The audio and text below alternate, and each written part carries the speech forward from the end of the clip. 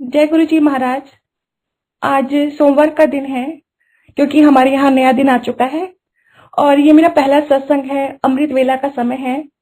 इस समय यहाँ पर 4 बज रहे हैं और ब्रह्म मुहूर्त है और बहुत ही सुहानी सुबह है मेरे लिए कि गुरुजी ने इस समय पर मुझे ये सत्संग करने का मौका दिया। हे प्रभु, हे शिव शंकर, बहुत बहुत शुक्राना कि आपने मुझे इस लायक समझा कि मैं आपका सत्संग कर सकूं। गुरुजी महाराज जो भी बुलवाएंगे, जैसे भी बुलवाएंगे, वो सब उनके श्री चरणों में उनका बखान, उनका गुणगान वो जैसे चाहते हैं वैसे कराते हैं। फिर भी यदि कोई भी मुझसे जाने अनजाने गलती हो जाए, उसके लिए मैं गुरुजी के श्री चरणों में बारंबार क्षमा मांगती हूँ और अपना आज का सत्संग आरंभ करती हूँ। सबसे पहले मैं ये बताना चाहूंगी कि मैं गुरुजी की शरण में कैसे पहुंची। हमारा यहाँ पर एक क्रिया योग का ग्रुप है और हम बहुत समय से करीब 11-12 साल से यहाँ पर मेडिटेशन करते आ रहे हैं। ये जो मेडिटेशन है ये योगानंद जी का है और इनकी बुक के बारे में गुरुजी ने भी मेंशन किया था, जिसका नाम है ऑटोबायोग्राफी ऑफ अ योगी। जब मैं वो बुक पढ़ती थी तो मैं हमेशा ही अपने गुरुजी को ढूंढती थी और बस ये कहती थी कि जैसे योगानंद जी को उनके गुरु श्री युक्तेश्वर जी मिले, ऐसे ही मेरे गुरु भी मुझे आकर मिल जाएं। और वो एक लंबी खोज चल रही थी और जब भी मैं सोचती थी, अकेले होती थी, बस यही सोचती थी कि मेरे गुरु कब आएंगे। और जब गुरु जी की शरण में मैं आई, उनके बारे में पता चला, तो वो सारी मन की जो दुविधाएं थी, वो जो सारी खोज थी, वो सब शांत हो गई, सब समाप्त हो गई। क्योंकि वो तो जगत गुरु हैं, वो सदाशिव हैं, इस संसार के रचयिता, इसके सृष्टिकर्ता, सभी कुछ वो ही हैं। जब ऐसे परम गुरु की, सतगुरु की शरण में आई तो सभी कुछ मन में शांत हो गया।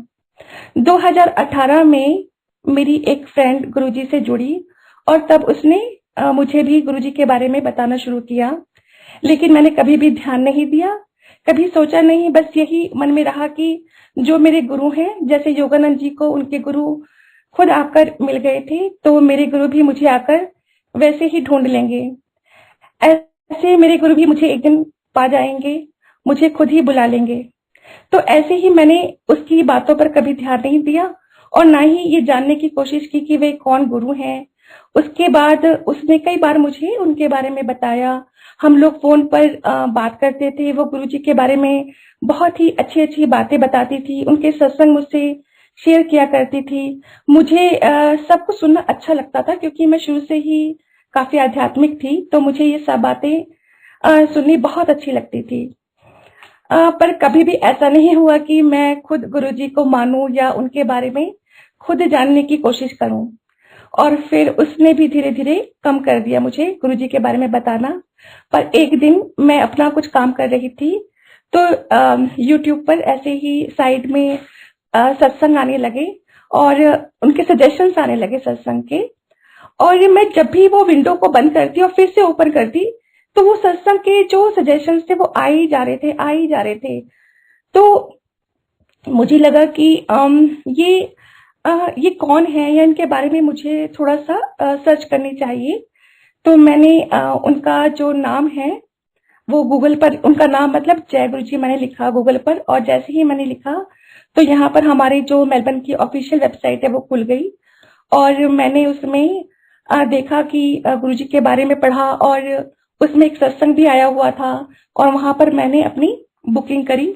उसमें मैंने अपनी, मेरे हस्बैंड, मेरी मदर इन लॉ, हम तीनों वहां पर गए उस सत्संग में।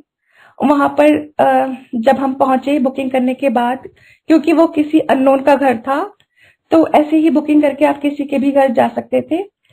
और जब मैं वहां पहुंची और वहां पहुंचकर जब वो उस घर का दरवाजा जब खुला तो अंदर जो गुरु जी का स्वरूप था और जो उनका दरबार था, बस ऐसा लगता था देखकर कि वो कोई और ही दुनिया है। इतना डिवाइन वो दरबार, गुरुजी इतने प्यारे, उनका स्वरूप वहां पर इतना सुंदर लग रहा था कि उसको शब्दों में कहा नहीं जा सकता। फिर हम वहां बैठ गए क्योंकि मुझे पता नहीं था कि गुरुजी के बारे में। और वहां पर फिर जल प्रसाद आया, चाय प्रसाद मिली और वहां शब्द चलने शुरू हो गए। क्योंकि मुझे पंजाबी नहीं आती और पर मैं अंडरस्टैंड करती हूँ। पर मेरी फैमिली में मेरे मदर इन लॉ या मेरे हस्बैंड, इनको तो बिल्कुल भी कोई टच में भी नहीं है ये लोग पंजाबी की, इनको बिल्कुल नहीं आती है। तो पहले तो शुरू में तो मैं बस इधर उधर देखती रही और कि सब लोग क्या कर रहे हैं, वहां पर क्या हो रहा है। और उसके बाद फिर मुझे लगा कि हम तो खुद ही मेडिटेशन करते हैं और क्यों ना फिर मेडिटेशन में बैठा जाए। तो 2 शब्द तब तक निकल चुके थे, लेकिन जब मैंने वहां पर अपनी आंखें बंद करी तो ऐसा लगता था कि जो अब तक इतने 12 सालों में 11 सालों में जो हमने मेडिटेशन किया और जो उस दिन वहां मेडिटेशन हुआ वो बहुत डिफरेंट था। वहां की जो वाइब्स थी वो बहुत ही अलग थी और उसके बाद वो 2 घंटे कैसे बीत गए मुझे नहीं पता चला। और जब मैंने आंखें खोली तो उस समय गुरुजी का मंत्र जाप हो चुका था और आरती शुरू होने वाली थी। उसके बाद हम लोग घर आए और हमने घर में भी आकर गुरुजी का जो सत्संग था उसके बारे में डिस्कस किया। सभी को हमें बहुत अच्छा लगा। लेकिन उसके बाद जो है मैं ऐसे ही वेबसाइट के थ्रू गुरुजी के सत्संग में जाने लगी, लेकिन तब भी वो चीज नहीं हो रही थी। वो जो जिसको हम लोग कहते हैं कि गुरुजी से कनेक्शन हो जाता है, वो तब भी नहीं हो रहा था। तो ऐसे ही हर वीकेंड में गुरुजी के सत्संग आने लगे। लेकिन यहाँ पर क्या होता है कि मेलबर्न में कि वीकेंड्स में ही सब पार्टीज होती हैं या सारे गेट टुगेदर्स वीकेंड में ही होते हैं। पर जब भी कोई पार्टी आती थी उसी समय पर सत्संग आता था और वो दोनों ही टाइम क्लैश कर जाते थे। और मैं प्रेफर करती थी कि सत्संग में ना जाकर पार्टीज में चली जाऊं या किसी के घर चली जाऊं, क्योंकि अगर नहीं जाऊंगी तो उन्हें बुरा लगेगा।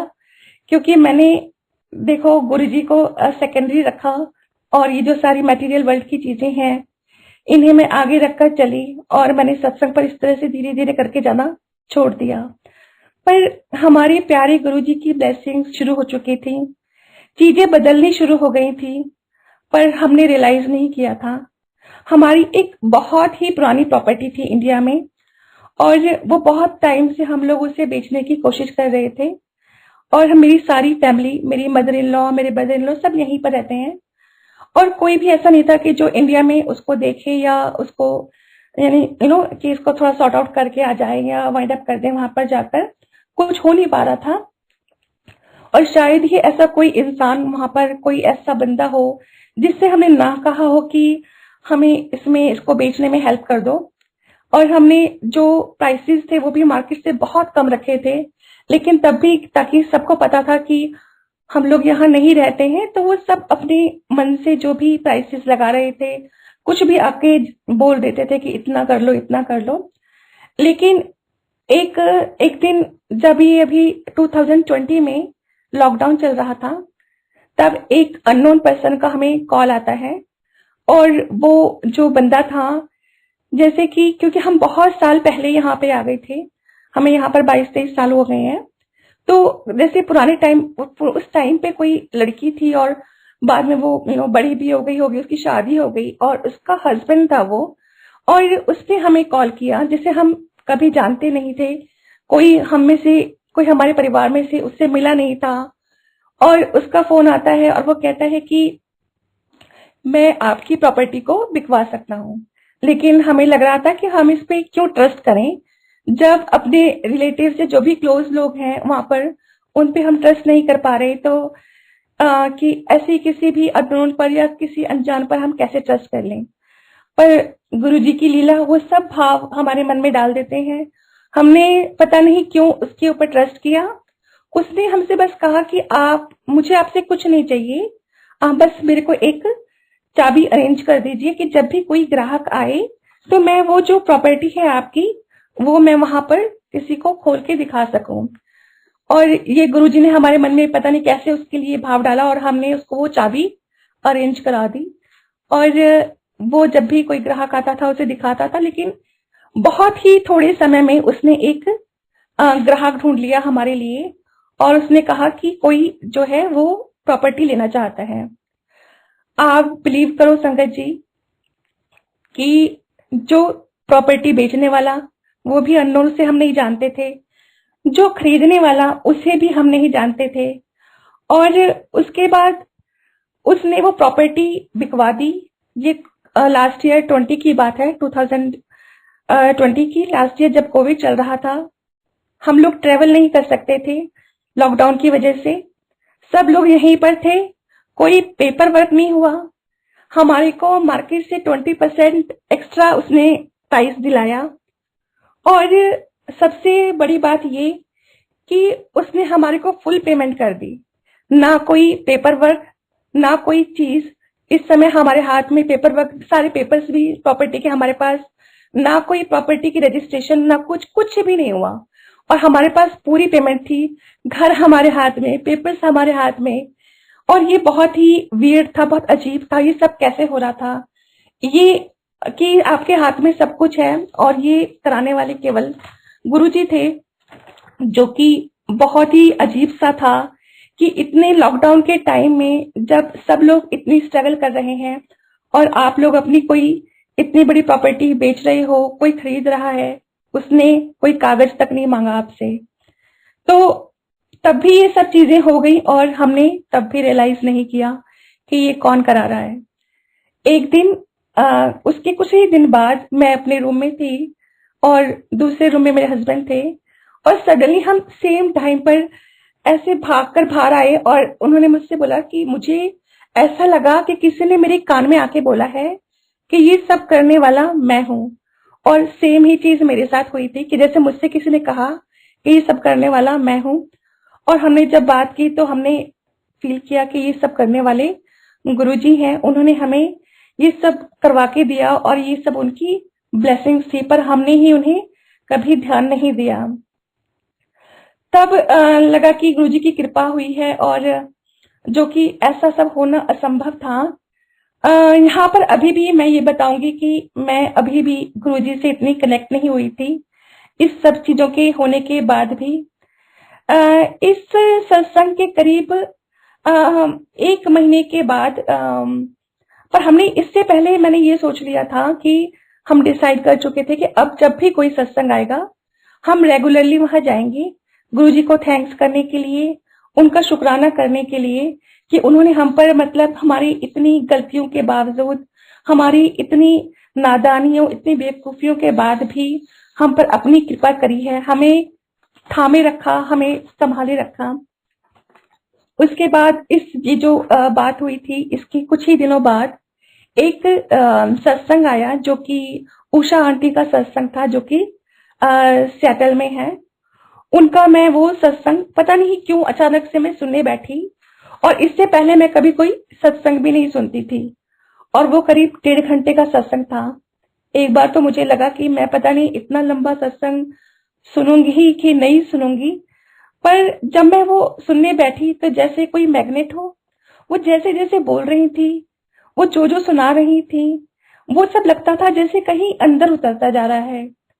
उस दिन मैंने एक सत्संग, उसके बाद दूसरा, फिर तीसरा, चौथा, बस फिर तो ऐसे सत्संग की झड़ियां लग गई जीवन में। सत्संग के सुनने की वो चाह ऐसे बढ़ने लगी जैसे कि पता नहीं कौन खींचता था। जहां मेरे को फील होना शुरू हुआ कि शायद यही वो पहला स्टेप था जो मैंने गुरुजी की तरफ बढ़ाना शुरू किया था, उनके चरणों की तरफ बढ़ना शुरू हुआ था। मेरे मन में वो भाव आने लगे थे। मैं अब जो अकेली बैठकर कई बार पूछा करती थी, अब मैं वो गुरुजी से पूछने लगी थी कि आप कौन हो, कहाँ से आए हो। वो सब चीजें क्यों मेरे दिल में ऐसे अंदर उतरती जाती हैं, ये सब क्वेश्चंस मैं हमेशा गुरुजी से ऐसे धीरे धीरे करने लगी थी। क्योंकि मैं तो सदा से ही कृष्ण जी की पूजा करती आई थी। हमारे इन-लॉज जो हैं वो उनके जो इष्ट देव हैं वो हनुमान जी हैं, और हमारे घर में हमेशा ही रामायण का पाठ होता रहता है। पर पता नहीं मैं कैसे गुरुजी के साथ ऐसे बदलती जा रही थी।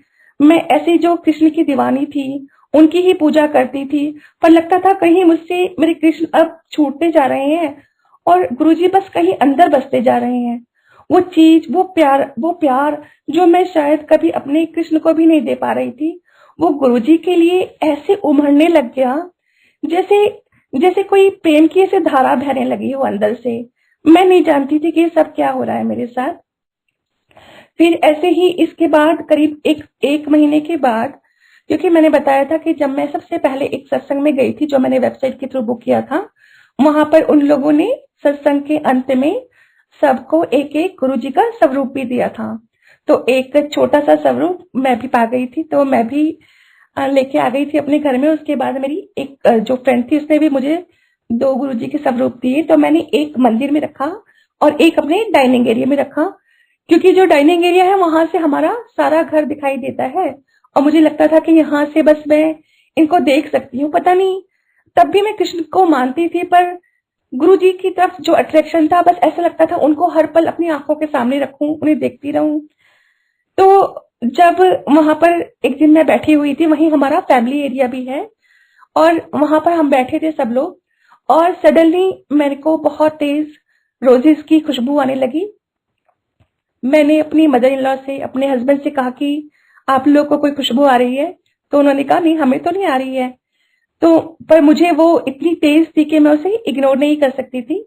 तो मैंने सोचा कि मैं चल के देखूं कि ये कहाँ से आ रही है। तो जब मैं चल खड़ी हुई जाने के लिए, और जब मैं जैसे उस राइट में अपने लेग को रखती थी, साइड में होती थी तो नहीं आती थी, लेफ्ट में होती थी तब भी नहीं आती थी, पर वो एक पर्टिकुलर डायरेक्शन से, एक सीधे रास्ते से वो खुशबू आ रही थी, और मैंने उसको फॉलो करना शुरू किया। और जब मैं फॉलो करते करते पहुंची तो मैं सीधा अपना डाइनिंग एरिया में जो गुरुजी का स्वरूप रखा था वहां तक पहुंची, और वहां से वो गुरुजी की जो खुशबू थी वो उड़ रही थी, वहां से वो खुशबू निकल रही थी। और ये जानकर जब मैंने देखा, और उस दिन मेरे को बहुत अच्छा लगा। तब तक मैं ये जान चुकी थी कि जब गुरुजी ऐसे किसी को अपनी खुशबू देते हैं तो कि वो अपनी प्रेजेंस शो करते हैं उन्हें। और मुझे लगा कि मेरे गुरु अब मेरे संग में रहने लगे हैं। जिन गुरु की मैं हमेशा तलाश करती थी वो शायद मेरे पास आने लगे हैं। शायद ये वही दर है जहां पर बस मेरे को अब और कहीं नहीं जाना, यहीं पर वो जीना मरना, यहीं पर ही वो रुकना है। उसके बाद बहुत सारे ऐसे छोटे बड़े हमारे सत्संग जीवन में आने लगे। एक अभी इसी साल का सत्संग है, जब गुरुजी का जन्मदिन था, तो उस दिन यहाँ पर एक बहुत बड़े स्केल पर एक सत्संग हुआ। और जब भी मैं गुरुजी के दरबार में जाया करती थी, सत्संग में जाया करती थी, तो मैं देखती थी कि इतने सुंदर वहां दरबार सजाते हैं, और मेरा हमेशा मन करता था, क्योंकि मुझे सब काम जो है बहुत अच्छे लगते हैं कि मैं डेकोरेट करूं और ये सब। तो मुझे लगता था कि काश एक बार मेरे को भी ऐसा मौका मिलेगा कि मैं गुरुजी का दरबार सजाऊं, कभी कुछ भी थोड़ा सा भी कुछ ऐसी सेवा मिलेगी। पर ऐसा मौका कभी आया नहीं। और उस दिन जब वहां पर वो सत्संग था, तो वहां पर मेरे को जो सेवा मिली हुई थी, हम 3-4 दिन से जा रहे थे, और वहां पर मैं रोज ही उनसे कहती थी कि आप लोग मुझे जो है गुरुजी के दरबार में यदि कोई भी सेवा हो, चाहे छोटी सी हो, सजाने की कुछ भी हो, तो आप प्लीज मुझे बताइएगा। पर ऐसा हो नहीं पा रहा था।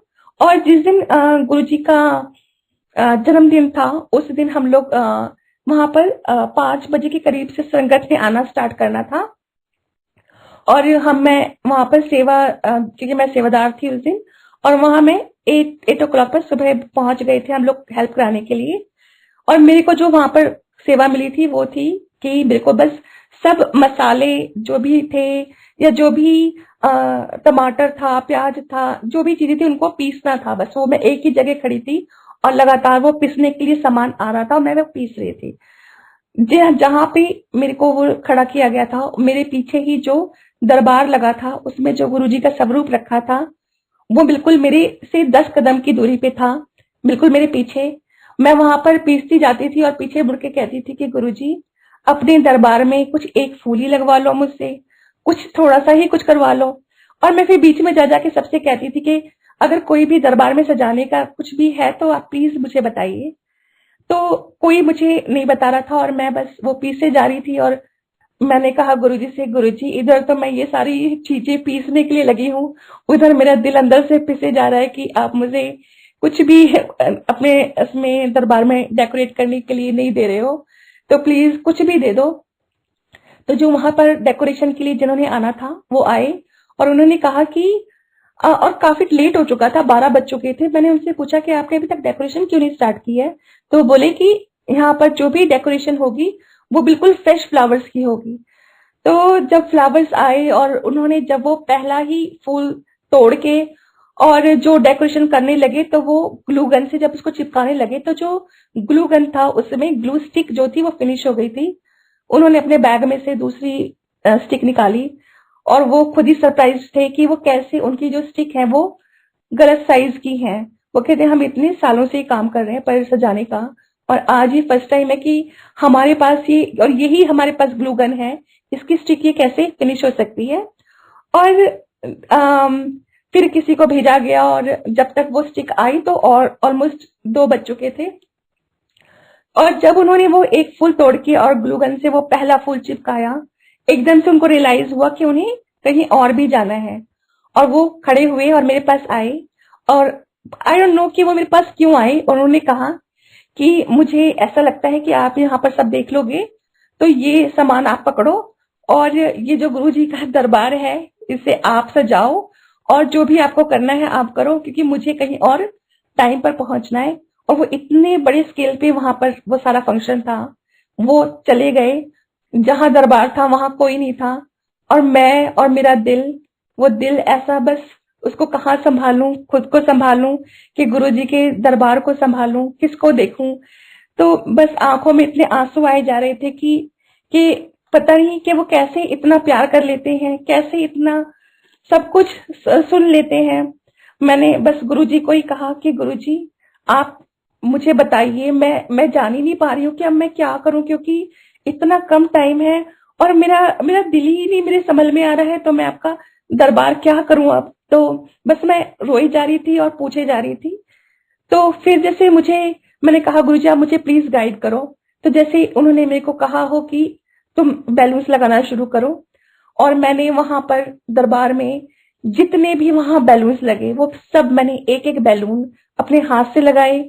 उसके बाद वहां पर जितने भी फ्लावर्स थे सॉरी, तो जो हमारे साथ और लोग गए थे वो आके मुझसे कहने लगे, क्योंकि सुबह से हम लोग वहां हेल्प कर रहे थे और हमारे जो कपड़े थे वो बहुत गंदे हो चुके थे। और उन्होंने कहा कि आप लोग जाओ और पहले अपने कपड़े वगैरह चेंज कर लो। तो जब मुझे उन्होंने कहा कि आप भी चाहिए और अपने आप चेंज करके आ जाइए, तो मैंने कहा कि नहीं मुझे अब कहीं नहीं जाना है, मुझे बस अब अपने गुरुजी का दरबार सजाना है, अब और कुछ नहीं चाहिए मुझे, किसी चीज की अब कोई इच्छा नहीं है, ना कोई तैयार होना है ना कुछ करना है। तो और उन्होंने कहा नहीं नहीं आप प्लीज जाओ, और जैसे ही उन्होंने मुझे फोर्स किया तो मैं बस वहां पर ऐसे फूट फूट के रोने लगी, क्योंकि वो जो सारा प्यार था वो गुरुजी के लिए ऐसा उमड़ आया था। वो वो मैं नहीं जानती वो कैसा कैसा प्रेम था कि वो गुरुजी इतने प्यारे, इतना इतना वो छोटी छोटी बातों का ध्यान रखने वाले। तो उन्होंने कहा कि अगर आपको अपने गुरु पे विश्वास है आप कहीं बाहर मत जाओ, यही जो जहाँ संगत जहाँ पे वो सत्संग हो रहा है उसमें पीछे एक जगह है, वहीं पे जाके आप रेडी हो जाओ। अगर आप नहीं भी रेडी होगे तो भी गुरुजी को अच्छा नहीं लगेगा, क्योंकि गुरुजी तो हमेशा अपनी संगत को कहते थे ना कि सोने सोने बन के आया करो, और वो इतना कहते थे कि सब अच्छे लगा करो। तो उनको भी नहीं अच्छा लगेगा कि आज उनके जन्मदिन पे कि तुम ऐसे बनी रहोगे। तो मेरे को लगा हाँ, और उन्होंने कहा कि अगर तुम्हें विश्वास है अपने गुरु पे तो देखना यहाँ पर ये जो सारे फ्लावर्स रखे हैं, जबकि इतने लोग थे वहां काम करने के लिए, वो कहते हैं कि इन फ्लावर्स को कोई भी टच नहीं करेगा। और मैं गई रेडी होके, जब वापस आई ऑलमोस्ट 4 बज चुके थे वहां पर और संगत आने वाली थी, और वहां पर जो सारे फ्लावर्स थे वो एज इट इज पड़े थे, वहां पर किसी ने एक फूल भी नहीं छुआ था। और फिर हमने बस जल्दी जल्दी वहां पर फूलों को लगाना शुरू किया, क्योंकि अब तो इतना टाइम नहीं था कि हम बहुत सोच सकें कि कैसे अरेंज करना है। जैसे बस गुरुजी लगवा रहे थे, एक और वहां पर लेडी थी, फिर मैंने उसकी हेल्प ली साथ में, और हमने बस एक एक फूल उस दिन वहां पर कैसे लगाना है क्या करना है सब हमारे हाथों से हुआ। और इतना गुरुजी का शुक्राना, इतना प्यार उनका कि उन्होंने जो मौका भी दिया वो भी, ये जो सारी अरदास थी वो उस दिन जिस दिन की उनका जन्मदिन था। नहीं तो इतने हमारे पाप हमारे जीवन में हमने करे, पता नहीं कितने कर्मों को लेके, कितने जन्मों के पाप लेके, उनका उनका जो बोझ लेके हम चल रहे हैं, वो पाप का मटका लेके सर पे चल रहे हैं। पर वो इतने प्यारे कि हमारी ऐसी ऐसी छोटी छोटी अरदास को भी और इतने प्यारे प्यारे दिनों में ऐसे करवा देते हैं। और इसके बाद मैं जो है एक रिसेंट का हमारा सत्संग मैं शेयर करने जा रही हूँ। ये अभी 11 दिसंबर का सत्संग है और इसमें मैंने अभी फर्स्ट टाइम अपने घर पे संगत को कुछ को बुलाया था और हमने अ, उसमें अपने घर में दरबार सजाया। तो जब दरबार सजाया तो ऐसा हुआ था कि उससे पहले जब मैं अपना अमृत वेला में उठ के सुबह सत्संग कर रही थी तो मैंने देखा, विजन में मुझको गुरुजी ने दिखाया कि वो दरबार किस तरह का बनेगा। तो जब सत्संग हो गया मैंने फटाफट उठ के अपना एक उसको ड्रॉ किया एक पेपर पे कि ऐसा दरबार हमें बनाना है और हमने सारा दिन मिलके, मैंने और मेरे हस्बैंड ने उस दरबार को बनाया।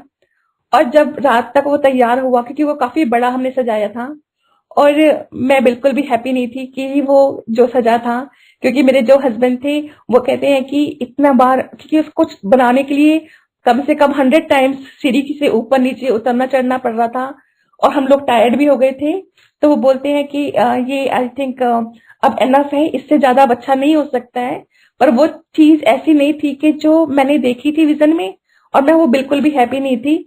पर फिर भी क्योंकि वो थोड़ा थोड़ा गुस्सा होने लगे थे तो मैंने लगा कि क्या करूं अभी। तो वो हमने दरबार उठाकर जहां हमें खड़ा करना था वहां उसे रख दिया। नेक्स्ट डे जब मैं सुबह अमृत वेला में अपने सत्संग के लिए बैठी, मैंने अपनी आंखें बंद की। गुरुजी ने मुझे फिर से विजन में दिखाया कि वो दरबार जो तुमने बनाना है, अगर तू उसको इस तरह से बनाएगी तभी वो बनेगा। और फिर बस उसके बाद दिन निकला और सारे लोग जब उठे तो मैंने अपने हस्बैंड को बोला कि मुझे आज गुरुजी ने बता दिया है कि वो दरबार कैसे बनेगा। और हमने फिर सारा दोबारा से उतारा और फिर से वो बनाया और जब वो बनकर तैयार हुआ, वो इतना सुंदर, इतना डिवाइन दरबार था कि मैं बता नहीं सकती। वो बहुत ही सुंदर और वो वैसा ही था जैसा गुरुजी ने हमें दिखाया था। रात को जैसे ये 11 तारीख को सत्संग था, 10 तारीख की रात हमने वो पूरा दरबार सजा के सब खड़ा कर दिया था। उसके आगे जो गुरुजी की चेयर है, जो उनकी गद्दी है, वो भी रख दी थी। वो जो दरबार बनाया था वो बहुत हैवी था और जो उसके आगे चेयर रखी थी गुरुजी की, जो उनकी गद्दी थी, वो भी बहुत हैवी थी। वो मतलब कि एक पर्सन उसको उठा नहीं सकता या उसको वो नहीं कर सकता है, मूव नहीं कर सकता है। उसके आगे हमने बहुत सारे दिए और सब चीजें लगा के डेकोरेट करके सब कुछ छोड़ दिया था। नेक्स्ट डे जब हम उठे तो क्योंकि हमने एक तरफ गुरुजी का जो ब्लैक चोले वाला स्वरूप है वो लगा रखा था और दूसरी तरफ येलो वाला। जब हम नेक्स्ट डे उठे, पूरा का पूरा दरबार प्लस चेयर ब्लैक वाले चोले की तरफ मूव कर चुके थे। और वो ऐसा नहीं था कि थोड़े से, मीन्स ऑलमोस्ट वो उसकी तरफ बिल्कुल ही वो डायरेक्शन घूम चुकी थी उनकी, कि हमें सुबह उठ के फिर से सारा पीछे चेंज करना पड़ा, सब कुछ सीधा करना पड़ा। लेकिन थैंक्स टू गुरुजी कि उन्होंने हम पे बताया कि मैं यहीं पर विराजमान हूँ, तुम्हारी अंग संग ही हूँ, यहीं पर तुम्हारे साथ हूँ। और उन्होंने कहा कि जो तुमने बनाया है मैंने उसको अप्रिशिएट किया है। मेरे को, क्योंकि मैं उनसे बार बार पूछ रही थी कि गुरुजी सब ठीक है ना, सब ठीक है ना। उसके बाद वहां पर जब सत्संग हो रहा था तो बहुत सारे लोगों को वहां पर चंदन की भी खुशबू आ रही थी। पर जो सबसे अलग बात थी वो ये थी कि जब जो गुरुजी को हमने चोला लगाया था वो लगातार मूव कर रहा था, क्योंकि यहाँ पर बहुत ठंड रहती है तो कोई भी सीलिंग फैन वगैरह नहीं होते हैं। पर जब भी हम वहां पर बैठते थे और देखते थे कि मैं जब बैठती थी मैं देखती थी कि वो चोला कंटिन्यूअसली मूव कर रहा है। और जैसे ही मैं सोचती थी कि अभी उठ के किसी को बता के आती हूँ, तो जैसे ही खड़ी होती थी तो वो जो चोला था वो मूव करना बंद कर देता था।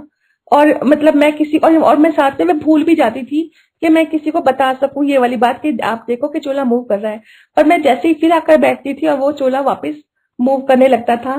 ये सिर्फ मैंने देखा और ये केवल मेरा ही अनुभव था, वहां पे ये किसी और ने नहीं देखा था।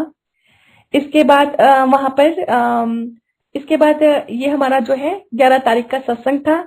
और उस 12 तारीख को क्योंकि हमारी एनिवर्सरी थी, लेकिन हमारे मैंने गुरुजी को बहुत सारी चीजें बोली थी कि मैं ऐसे करूंगी ऐसे करूंगी। पर जब वो 11 तारीख का सत्संग हुआ, सारी चीजें सब समाप्त हो गया।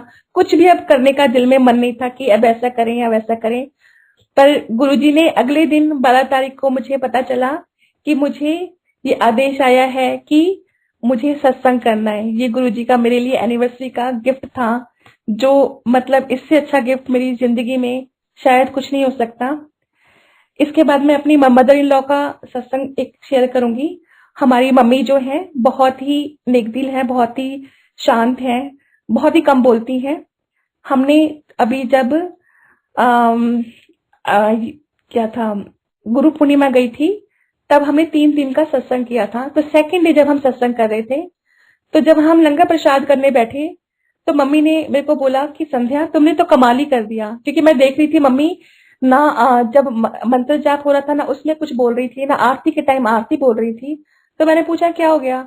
तो बोलती हैं कि जो हमने गुरुजी का वहां पर ईजल के ऊपर स्टैंड पे हमने गुरुजी का जो स्वरूप लगाया था, उसके ऊपर मैंने थोड़े से फ्लावर्स लगाए थे। तो मम्मी कहती हैं वो जो फ्लावर्स थे वो सारे बाहर निकल के आ गए थे और एक उसका बहुत बड़ा सिंहासन बन गया था और गुरुजी उसके ऊपर सफेद चोले में साक्षात आकर विराजमान हो गए थे।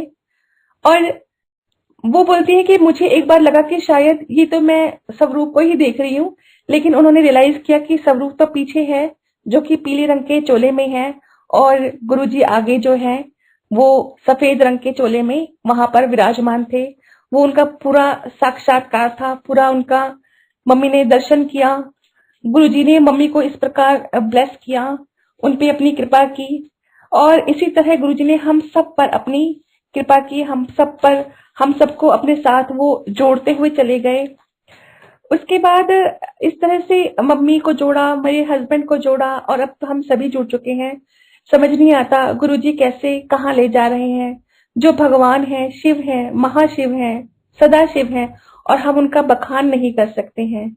जैसे कि शिव पुराण में भी लिखा है कि जिन्हें कोई भी सिद्ध पुरुष, ऋषि, मुनि, देवी देवता आदि कोई भी जिनका गुणगान नहीं कर सकते, जिनके बारे में नहीं बता सकते, उनके बारे में हम उनका बखान कैसे कर सकते हैं? वो शब्द हम कहाँ से ला सकते हैं? बस इतना ही है कि उनकी हम स्तुति करें, उनकी आराधना करें, उनका ध्यान करें और उनके श्री चरणों में हमारा जो स्थान है वो सदा बना रहे। गुरुजी से ऐसी ही प्रार्थना है कि हमारा रोम रोम हर पल हर क्षण उनका सिमरन करें, हमारी आंखें हर पल उनका दर्शन करें, हमारे कान उनका सत्संग सुने और जो हमारी वाणी है वो उनका हर पल गुणगान करे। और अब हम कभी भी उन्हें बिसराए ना, कभी उन्हें भुलाए ना। वो समय कभी ना आए किसी भी जीवन में, किसी भी समय, किसी भी पल वो समय ना आए कि जब हम गुरुजी को बिसराएं। बस जो है गुरुजी अपने श्री चरणों में हमें बनाए रखें। सारी संगत को बहुत बहुत धन्यवाद कि उन्होंने इतने प्यार से ये सत्संग सुना और गुरुजी का बहुत बहुत शुक्राना कि उन्होंने इस लायक समझा कि हम अपनी टूटी फूटी वाणी द्वारा हमारे जैसे भी अच्छे बुरे भाव हैं सबके साथ उनका गुणगान कर सके, कह सके, उनको बता सके। बस गुरुजी से ऐसी ही प्रार्थना है कि वे अपनी कृपा सब पे बनाए रखें, सब पर मेहर करें, सब पर जो कोई भी कष्ट आए हैं, दुख आए हैं, सबको दूर करें, सब पर कृपा अपनी बनाए रखें। जय गुरु जी।